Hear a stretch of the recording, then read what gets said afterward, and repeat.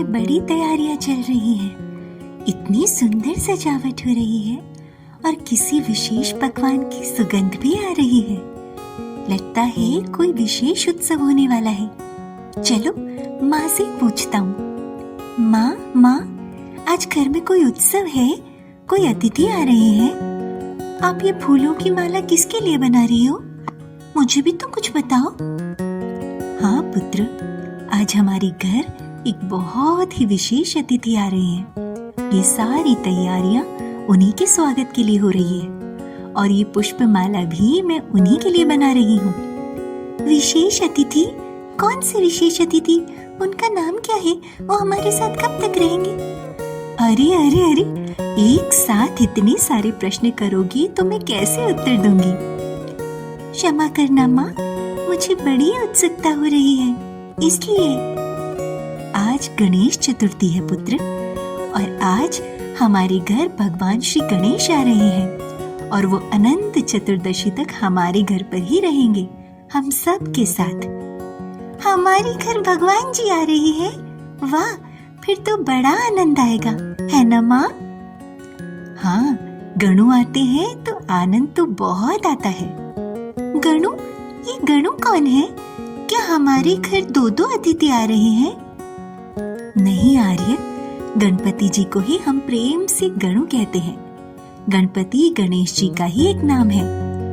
ऐसे तो उनके और भी अनेकों नाम हैं, परंतु उनके 12 नाम विशेष रूप से प्रसिद्ध हैं। सुमुख, एकदंत, कपिल, गजकर्णक, लंबोदर, विकट, विघ्ननाश, विनायक, धूम्रकेतु, गणाध्यक्ष, भालचंद्र और गजानन। इतने सारे नाम! हाँ श्रेष्ठ, गणपति जी अर्थात गणों के नायक। इंद्रियां गण कहलाती हैं। 5 ज्ञानेंद्रियां व 5 कर्मेंद्रियां ये बहिकरण है, और मन, बुद्धि, चित्त व अहंकार ये 4 अंतःकरण। इन सब का जो स्वामी होता है वही गणपति है। अच्छा माँ, ये बताओ वो कैसे दिखते हैं? गणेश जी का रूप बड़ा ही मनमोहक है तात, और मनमोहक होने के साथ साथ बड़ा ही अनोखा और प्रेरणादायक भी। गणेश जी के कान बड़े बड़े हैं, सूपे जैसे। जैसे सूपे में अन्न साफ करते हैं तो उसमें से कंकड़ पत्थर निकल जाते हैं और साफ अन्न बच जाता है, वैसे ही जो भी सुनो उसमें से सार को ग्रहण करो और असार का त्याग कर दो। साथ ही बुद्धिमान व्यक्ति को कान का कच्चा नहीं, सच्चा होना चाहिए। सुने हुए में सत्य और असत्य के भेद को समझना भी आना चाहिए, समझे? गणेश जी की सूंड बहुत लंबी है, अर्थात वे दूर की वस्तु की भी गंध ले लेते हैं। ऐसे ही बुद्धिमान व्यक्ति को कौन, कहाँ, क्या कर रहा है या कहाँ क्या होने वाला है, इसकी खबर रखनी चाहिए। उनकी लंबी सूंड दूर दृष्टि और दूर की सोच का प्रतीक है पुत्र।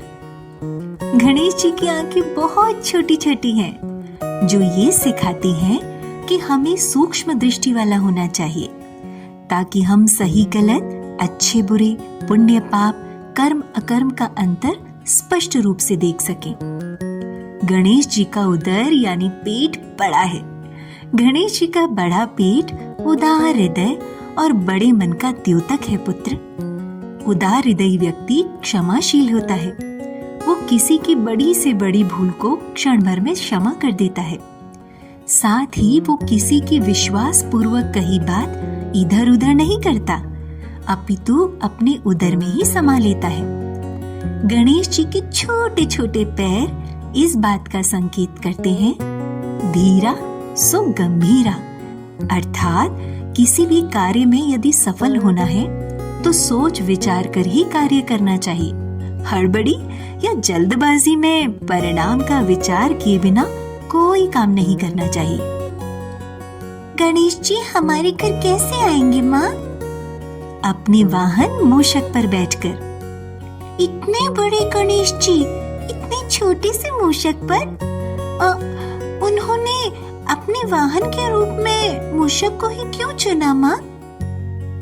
हाँ, ये भी प्रतीक है तात, ये समझाने के लिए कि छोटे से छोटे व्यक्ति को भी अपनी सेवा में रखना चाहिए ताकि दूर तक की जानकारी मिल सके। मूषक छोटा होने के कारण ही वहां भी पहुंच सकता है जहां बड़े नहीं पहुंच सकते। साथ ही मूषक चंचलता का प्रतीक माना जाता है। मन भी तो चंचल होता है पुत्र, इसलिए गणेश जी ने मूषक की सवारी करके ये प्रेरणा दी है कि हमें अपने मन का दास होकर नहीं बल्कि मन का स्वामी होकर रहना चाहिए। मेरा राजकुमार ये सारे गुण ध्यान पूर्वक सुन रहा है ना? हाँ माँ, मैं सुन भी रहा हूँ और मैं इन सभी गुणों को अपने हृदय में अवश्य धारण करूंगा। माँ, एक प्रश्न पूछ सकता हूँ? हाँ पुत्र, पूछो। गणेश जी का एक दांत अखंड है और एक खंडित?